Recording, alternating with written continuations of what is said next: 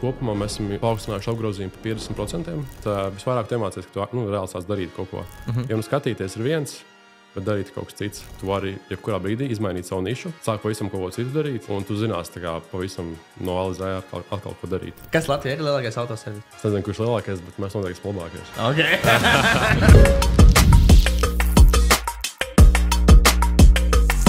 Čau, Ralf! Prieks jūs satikt. Tā, forši. Var pastāstīt, ar ko tu nodarbojies, un ar ko tavs tēvs nodarbojas, jo tu pārstāv tēvu uzņēmumu. Kas tas ir? Jā, tātad es esmu mārketinga un pārdošanas speciālists autoservisam, kas atrodas Valmierā, Murmuļš L20. Tas autoservis pieder manam pātrītim jau diezgan labu laiku, un viņš kārto tur visu uzņēmumu vadību, klientu apkalpošanu tā tālāk, un es tāpat laikā nodrošinu klientu piesaisti. Palielam, es atrodu klientus, un viņš viņiem strādā.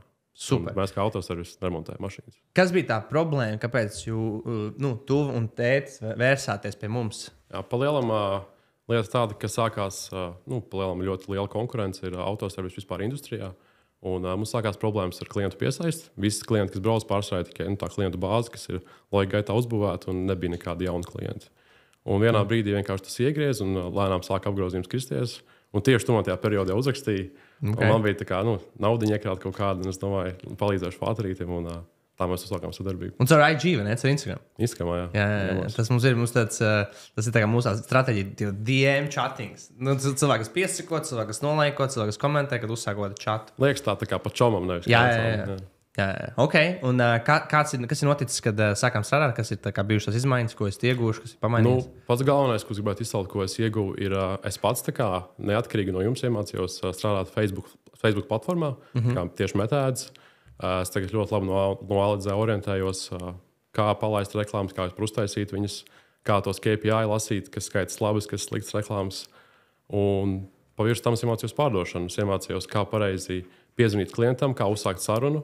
Kā viņam nopārdot to tikšanos, jo pirmajā reizē, kad viņam zvani, tu pārdod nevis produktu, bet tu pārdod tikšanos. Un tad tālāk tikšanās tu pārdod jau to savu servisu. Bet, jā. Un tagad, Ralf, tu man saki tikšanās, tu domā, ka lai cilvēks atved savu automašīnu pie jums uz servisu, ne? Jā, jā. Okay. Kā tikšanās tu zini? Jā. Okay. Jā, tagad mēs varam neatkarīgi strādāt bez jūsu palīdzības. 3 mēneši pagājuši un viss notiek. Un kādi rezultāti, cik var iedot kādu piemēru, tur mēnesī mēs investējām tik reklāmā, tik pieteikumu, tik cilvēki kļuva par klientiem, vai kaut kādu piemēru tāds interesants? Es nevaru pateikt par mēnešiem tieši precīzi, bet kopumā mēs esam paaugstinājuši apgrozījumu par 50%. Kopš mēs uzsākām, jā. Okay, cool. Good job, respect. Bet mēs māksim vēl tālāk, kā vēl plāns palielināt. Okay.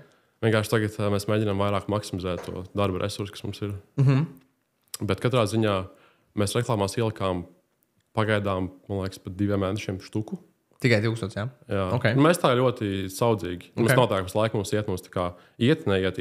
Tas vienkārši atkarīgs no tā, cik tas grafiks ir pilns ar klientiem. Ja tā kā ir savas bāzes klienti, mēs tā kā viņam dodam priekšroku, un tad tās dienas, kuras ir brīvas, tajās es organizēju tos klientus un reklāmām, kas nāk. Okay. Un atguvuši no štukas mēs esam, negribu samalot, bet kaut kur starp 7 līdz 10. Bet tā kā ne profitā, bet apgrozījumā. Jā. Ok, cool. Dārgie skatītāji, pirms jūs skatīties tālāk, zem šī video jums ir iespēja uzzināt, kā mēs jums iespējams varam palīdzēt ar pārdošanu un mārketingu.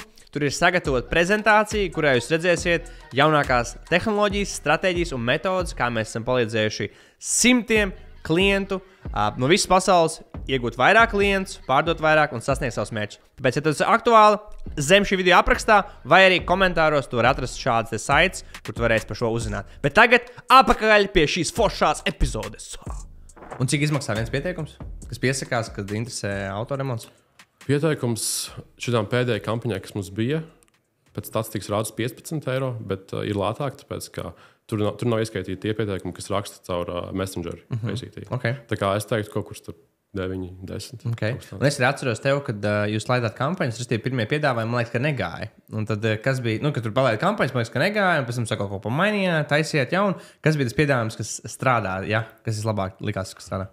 Kā jau sākumā Monika teica, ka vislabāk strādās video reklāmas, bet mēs tāpatās sākumā nemēģinājām. Mēs pamēģinājām ar parastiem posterīšiem, kā nav uztaisīja. Nu, viņi tā, nu, it kā strādā, kaut ko var dabūt, bet nu, ne līdz galam. Nav tā, ka tur vienkārši klienti nāk tev. Okay. Tad atnācām pie jums, taisījām video reklāmas, un tās vienkārši uz ūrā aizgāja. Mums tur bija ļoti daudz šēri pirmkārt, arī kas skatās kā organika īstenībā. Tur bija 150 šēri. Ok, that's cool. Tas ir ļoti daudz. Jā, arī laika bija pāris simts, un baigais engagements bija vispār kopumā. Ok, bet kas bija piedāvājumā? Kas bija piedāvājums?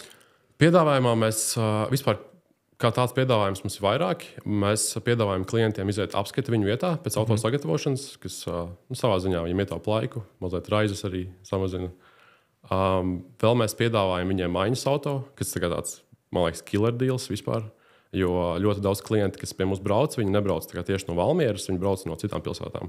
Man liekas, tas baigi apgrūti, ja tu brauc uz tādu mašīnu, tev vajag vēl arī citu cilvēku, kas brauc tev līdzi ar citu mašīnu, lai varētu tev savākt un aizvest atpakaļ.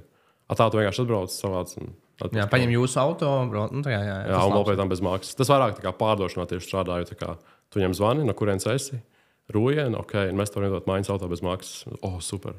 Jā, tas labs. Okay, tie bija labākie piedāvājumi, jā? Man liekas, labākais piedāvājums bija tieši par virsbūves remontu, kur mēs aizķērām viņu uzmanību ar rūsu, korozijas bojājumiem tā tālāk. Jo ļoti daudziem, tīpaši Latvijā, visas mašīnas ļoti sarūcējušas. Okay. Man liekas, vienkārši Latvijā cilvēki braukā vairāk vecām mašīnām nekā jaunām. Okay. Tāpēc, jā, un ļoti, man liekas, CSDD arī ļoti strikti skatās uz tiem caurumiem. Ja tev ir problēma caurums mašīnā, tad tev skati neiedod un tev jāiet vēlreiz. Un tādas problēmas ļoti maz servis vispār tā izskatā. Tieši caurums mašīnām, jā? Nu, vispār piekrāsošana caurums tā izciet. Jā, tiešām?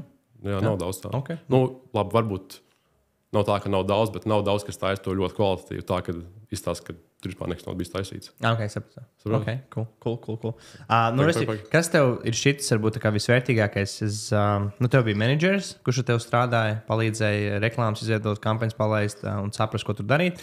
Tad ir mūsu tā platforma, kur ir tas treniņš viss. Tad ir šie iknedēļas zvani un tad kādi eventi. Kas tev ir šis visnoderīgākais, visvērtīgākais?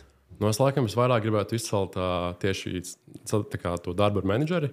Jo it kā kurs ir vērtīgi, jā, bet visvairāk tu iemācies, ka tu reāli sāc darīt kaut ko.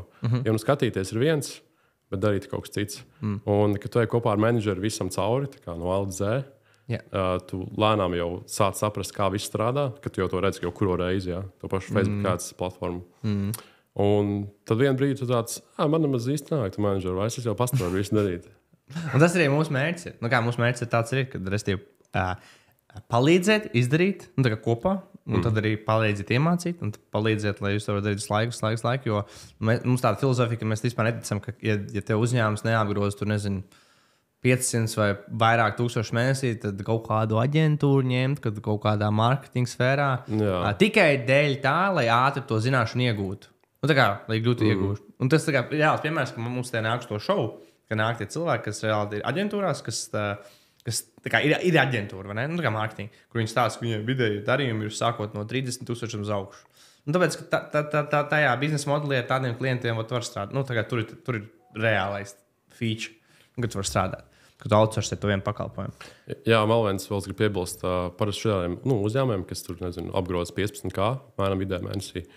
Viņam arī nav tā drošība īsti līdz galam. Viņi nav tā kā, nezinu, tu nevari pateikt, vēl, ka tu strādāsi vēl 10 gadus tajā uzņēmumā. Jā. Un tādā ziņā tas ir ļoti vērtīgi, ka tu vari jebkurā brīdī izmainīt savu nišu, sākt pavisam kaut ko citu darīt, un tu zināsi pavisam no A līdz Z atkal ko darīt. Visu mārketingu iesākt, atrast jaunus klientus tā tālāk. Tas jau pats galvenais, man liekas, visiem šiem jauniem projektiem parasti lielākā problēma ir, kā man dabūt klients. Tāpat arī, ka es sāktu tos pirmos 3, es jau arī kaut kāds produkts, man tur LED lampiņas, LED spuldzītes, tas tu viss pirks būs piķis, nekas nenotiek. Ja tu nesaproti to, kā ģenerēt interesi un kad pēc tam pārvērst to interesi klientos. Tā kā vēl pārvērst, zināt, ko teikt, kā teikt. Manā procesā, man vispār tas nekas nebija, es tur tā čakarēšu to visu. Cool. Kā jums iepriekš, restīvi, jums ir tagad autoservis, kas ir tie galvenie kanāli, vēl projām tos klientus, kā iegūt? Tagad jums ir meta reklāmas, Porsche, kas ir vēl tie kanāli? Es pat teiktu godīgi, ka meta reklāmas arī ir vienīgais. Tagad vienīgais, ir klienti, kas atbrauc no ieteikumiem, bet tādu ir ļoti maz. Man liekas, ka es kopš esmu iesaistījies, pat nav bijuši tādi īsti. Klienti, jā? Tas ir pēdējo 2-3 mēnešu laikā, jā? Jā, tāpēc, ka ir šausmīgi liela konkurence. Cik liels jums ir servis? Darbinieku ziņā mēs esam 4 4 darbinieki, katram savu, trīs meistari un mans vātrīts. Un katram meistaram savu telpu, kuram pacēlājs un kur viņš strādā. Okay, man liekas, autoservisiem parasti rēķina pēc pacēlā skaita. Cik tev autoservis liels, cik man pacēlā skaita? 3 pacēlāji. Liels prieks, ka skaties šo epizodi. Ja tev šis liekas vērtīgi, droši uzspied uz laiku, aizsūt kādam draugam, un starp citu, ja tev ir interesi par mārketingu pārdošanu, zem šī video ir informācija, kā mēs tev iespējams varam palīdzēt iegūt vairāk klientus un pārdot vairāk. Bet tagad atpakaļ pie epizodes. Kas Latvijā ir lielākais autoservis? Es nezinu, kurš lielākais, bet mēs noteikti esam labākais. Okay. Es zinu, ka jūs gross auto, man liekas, tas ir tāds paliels, ne? Un tad jau ir tie dīleri atsevišķiem, man liekas. Dīleri, jā. Bet zini, kas ir ar viņiem?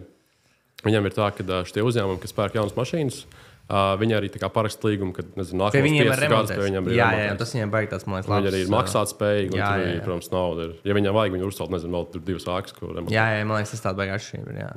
Tas ir interesanti. Tad redzēju, ka pie spītas Audi būvē jauns salons. Tur pie spītas visu, ko būvē. Jā. Un kur vēl tur būvē? Nu, to depo. Un vēl Lidlu. Tas man liekas vispār interesanti. Lidlu tur būvē? Lidlu. Lidlu. Tur Lidlu arī būs?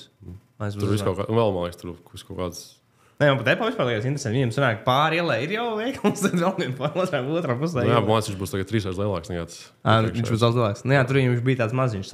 Bet skrāstījās viņš arī, tā kā man liekas, diezgan forši. Stilīgi. Kur jums, kā var atrast tā autoservisu? Kā viņš saucas? SIA autorā. Ja jūs ierakstat Google searchā, tad tur izmetīsies tā kā business page. Tur arī kā teici? Autorai. R-A-J. Autorai. O, šitas te, jā? Jā, 120 atsauksmes. Kā dabūji tas atsauksmes? Tas labs stāsts, man liekas. Tu man par pastāstīt to stāstu, kā atsauksmes. Tagad es meklēju tos konkurences mūsu galvenos. Es redzēju, ka, kad es ierakstu Valmieras autoservisu, tur kad 50 ir. Un visiem ir Google page un atsauksmes savākts, un mums vienīgiem nav. Un es vienas dienas laikā visu setapoju, pateicu, lai Patrīts visiem klientiem izsūta linku, ko es uztaisīju. Un tur, man liekas, vienas dienas laikā savācās 100, un tagad vēl 20 pienākuši klāt. Bet kas bija tajā ziņā? Kas bija tajā ziņā? Vienkārši ļoti novērtēsim, ja atstāsiet savu atsauksmi par mūsu pakalpojumu sniegšanu auto remontā.